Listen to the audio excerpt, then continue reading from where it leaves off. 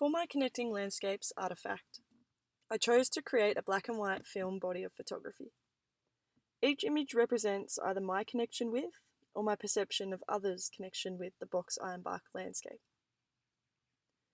When I first arrived on Dja Dja Wurrung country, I was underwhelmed.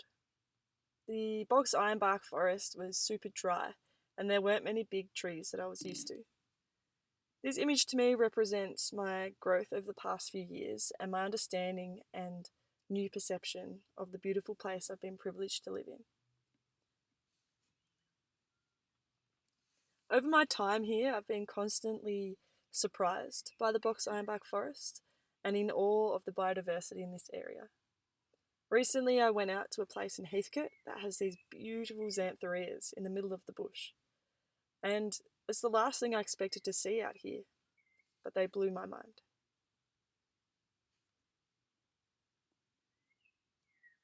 The murnong, or yam daisy, is a native species of plant that's found in southeastern Australia. Jara people thrived here for thousands of years, and they cultivated the land for their food. The murnong is a significant plant for Jara people because its tubers are extremely nutritious and a good source of carbohydrates. These plants were carefully nurtured, and their tubers were meticulously harvested in such a way that the plants thrived and continued to provide nutrition for many years to come. With the introduction of pastoralism due to the colonisation of Australia, murnong suffered from the grazing of sheep.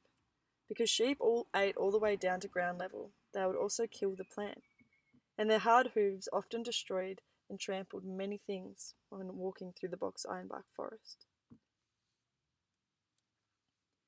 Bendigo is one of the most heavily mined regions in Victoria, and the impacts of the gold rush on the landscape were profound.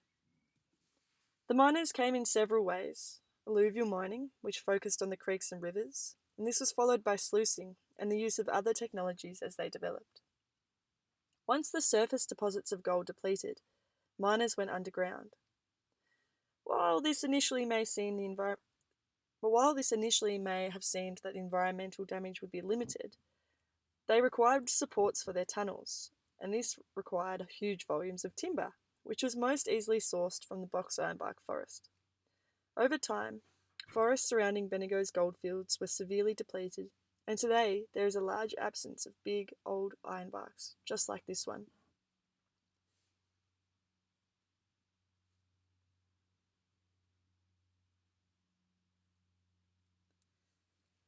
Many people who live or travel through Bendigo may seem quite unaware of what the Bendigo Creek used to be like. It's been told to me, and there's other information to suggest that Bendigo Creek used to be a flourishing habitat for kingfishers and platypus, and it had deep, clear waterholes. It was said to be a chain of ponds, and this is a characteristic of inland creeks or rivers, and the grazing of sheep led to a deeply eroded banks.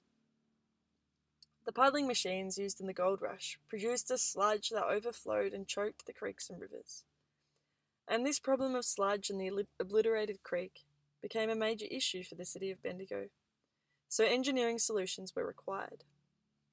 The result was a large gutter that runs through the centre of the city, often referred to as ugly and an eyesore. Interestingly, the bluestone used to form the gutter is now heritage listed. Through personal exploration and observation, the respect and care that the wider public have for Bendigo is rather obvious.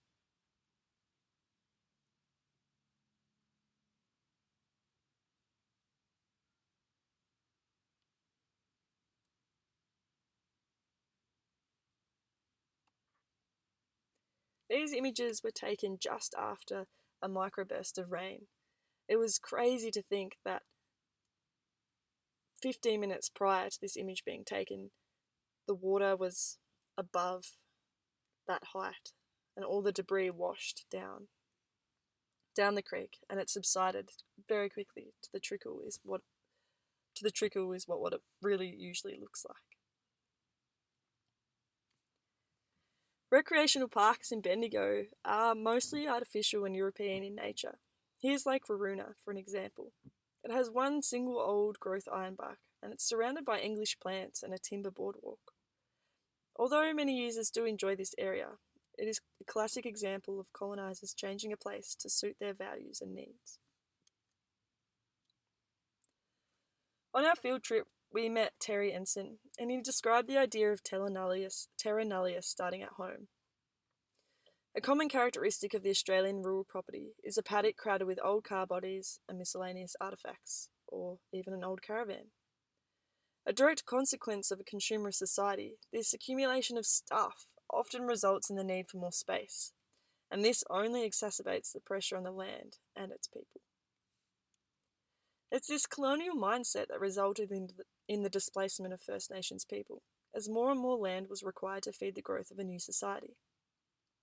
Thankfully, there are land care and traditional owner groups who are inspired and motivated to care for country here in Bendigo, with the removal of weeds and revegetation projects. One of those people is Paddy Walters. On our Connecting Landscapes field trip, we spoke with him, a beekeeper, with a keen interest in planting trees for bees. He likes to pair conservation with primary industry, because it's an effective and sensitive way of caring for the environment and its people.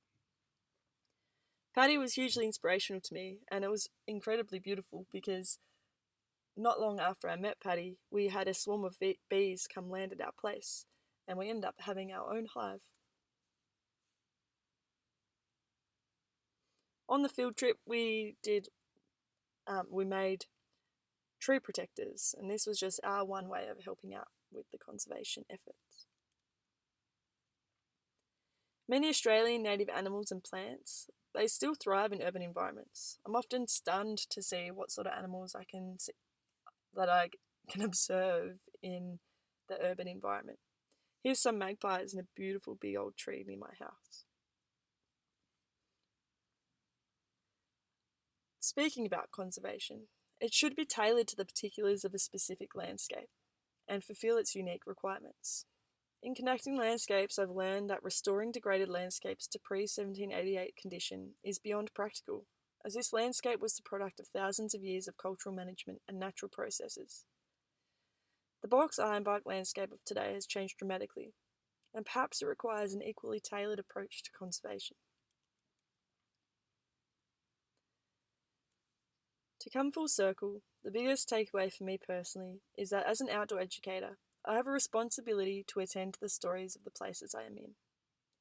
In my future practice, I wish to educate myself and others so that we can move forward in treating places and their people respectfully and sensitively.